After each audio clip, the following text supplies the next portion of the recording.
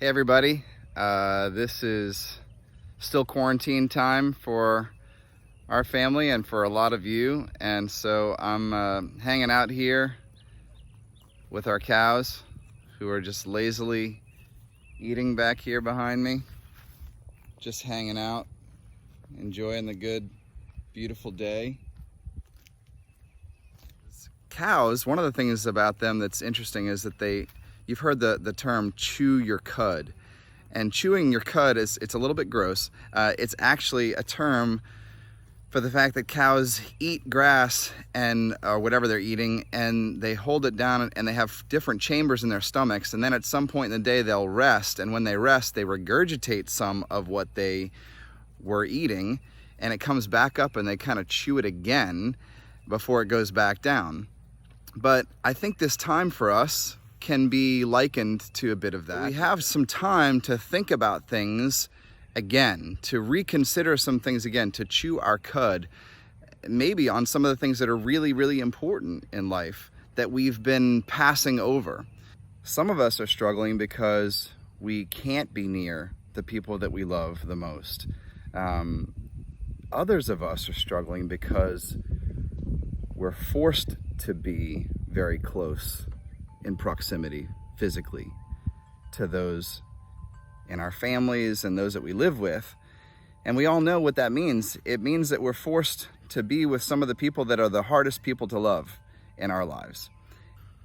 It's really healthy to actually take stock and take an opportunity with this time to go deeper in the relationships with those that God's given us to be closest in our lives. Our parents, our children, our siblings, our spouses, our really good friends.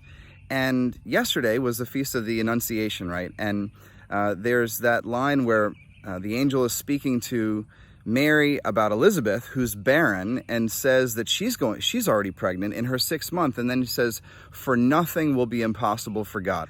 I think that some of the greatest opportunities for our growth are hiding in the difficulties. They're hiding in the awkward moments that have been keeping us from maybe reconciling with somebody that we've been divided with, from being able to dig through a particular part of our relationship with somebody that we love that we've not worked out and we've just avoided it, or to maybe be able to reach out to somebody that's not living with us that we haven't really been connected well to, and we should be. What are some practical tips of being able to lean into these awkward moments?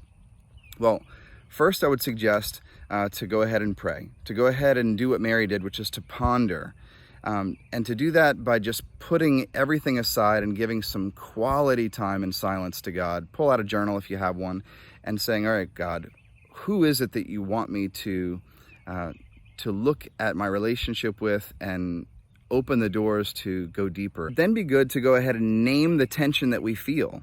Name it to ourselves, name it to God, and pray about it. And then thirdly, to actually name it to the person that we have some difficulty with.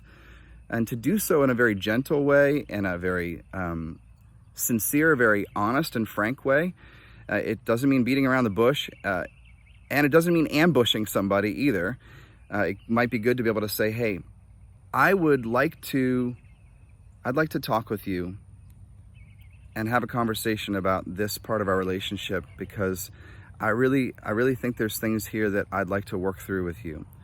Could we talk about this tomorrow? Could we make some time?" So then let's say that we actually move into that conversation with the person that we've been having difficulty with.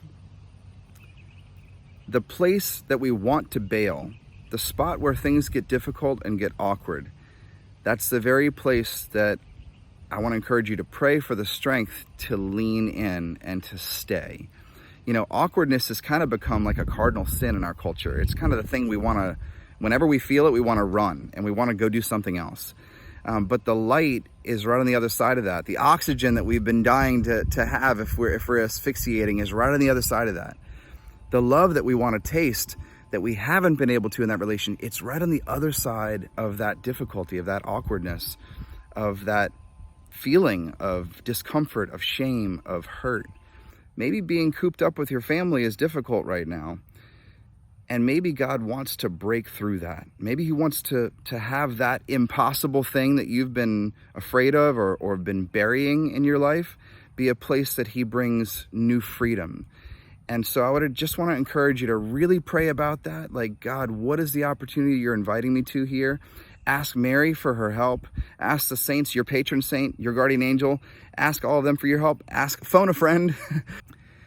And then lean into that awkward space, because love pushes past the awkward moments. Jesus did that so many times. He said things that were difficult to people because they needed to be said. And it's a part of our love as well. So encourage you to put away the technology, turn off this video, pray, and consider, how does God want you to lean into that space and offer your courage, offer your mercy, offer your love to the people in your life that need it most. We'll see you soon. God bless.